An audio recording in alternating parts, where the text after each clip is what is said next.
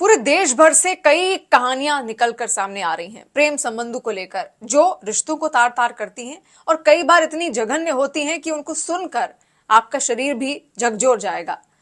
मेरठ का सौरभ सिंह हत्याकांड, हम सब ने देखा कैसे एक नीले ड्रम के अंदर एक व्यक्ति को उसकी पत्नी मौत के घाट उतारने के बाद भर देती है और उसके बाद उसको ढूंढने के लिए देखिए कितने दिन लग गए, लेकिन किसी को भनक तक नहीं लगी कि उस व्यक्ति की मौत हो चुकी है, उसको मौत के घाट उतारा जा चुका है।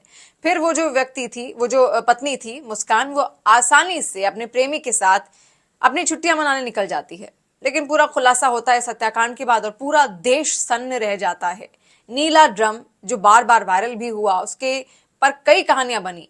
एक तबका ऐसा रहा है समाज का जो हमेशा से इन तमाम चीजों पर हंसता रहा है। मजाक बनाया गया नीले ड्रम को लेकर, मीम्स बनाए गए नीले ड्रम को लेकर, लेकिन एक ही तबका ऐसा होता है जो इन तमाम चीजों से सबक लेता है, सीख लेता है। और बहुत कम लोग ऐसे होते हैं जो इन तमाम मसलों से सीख या सबक ले पाते हैं। अब एक और कहानी मेरठ से ही सामने आई है। ये कहानी है रविता और अमित की। अमित और रविता की शादी कुछ साल पहले हुई थी। दोनों के 3 बच्चे हैं। अब रविता को किसी और से प्यार हो जाता है। रविता को जब किसी और से प्यार होता है तो फिर वो सोचती है कि अब क्या किया जाए, क्योंकि वो अमित से छुटकारा पाना चाहती थी। हालांकि अमित रविता से अब भी प्रेम करता था, अब भी उसके अंदर वो प्यार था रविता के लिए, लेकिन रविता का प्यार अब किसी और का हो चुका था। वो अमित से छुटकारा पाना चाहती थी और ऐसे में एक दिन रविता के इस प्रेम की जो कहानी थी वो अमित को पता चल जाती है। अमित को जब इस प्रेम की कहानी पता चली रविता की, तो उसके बाद उसको बहुत दुख हुआ। दुख होने के बाद उसने उससे बहस करनी शुरू कर दी। उसने पूछा कि आखिर वो कौन शख्स है, कब से तुम्हारा उसके साथ रिलेशनशिप है, कब से तुम दोनों इस तरीके से साथ में यहाँ पर रहते आए हो।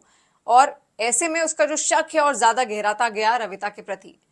फिर रविता ने काफी झगड़ा और लड़ाई यहाँ पर अमित के साथ की, लेकिन दोनों के बीच अनबन इतनी ज्यादा बढ़ गई कि रविता अब अमित को मारने की प्लानिंग पर लग गई थी। रविता का जो प्रेमी था वो टाइल बनाने का काम करता था। रविता ने उसके साथ मिलकर ये पूरी साजिश यहाँ पर रची। आप सोचे किस तरीके की मानसिकता यहाँ पर लोग लेकर चल रहे हैं। एक मामूली सी चीज है, पहले तो प्रेम संबंध ही ठीक से नहीं लोग बना पाते हैं। किस तरीके से पहले कोई और पसंद आता है, उसके बाद किसी व्यक्ति को कोई दूसरा पसंद आने लगता है। और सोचिए रविता और अमित के 3 बच्चे भी थे और इस तरीके के आखिर किस तरीके से रिश्तों को यहाँ पर पति पत्नी के तार किया जा रहा है। इससे बहुत सारे उदाहरण देश भर में कई ऐसी घटनाएं निकलकर सामने आ रही हैं जो शर्मसार करती हैं, हर किसी को शर्मसार करती हैं। और इस घटना ने भी कुछ ऐसा ही किया।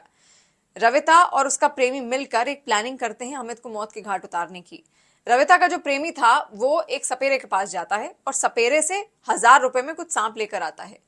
जब वो सांप लेकर घर पहुंचा तो उसके बाद अमित घर में था, तो दोनों वहां पर पहुंचते हैं। अमित को मौत के घाट वो उतारते हैं और उन सांपों को वो बेड के नीचे डाल देते हैं, ताकि बिस्तर के नीचे अगर वो सांप रहेंगे तो ऐसा लगेगा देखने वाले को कि सांप ने अमित को डसा है, यानी कि उसको मारा नहीं गया।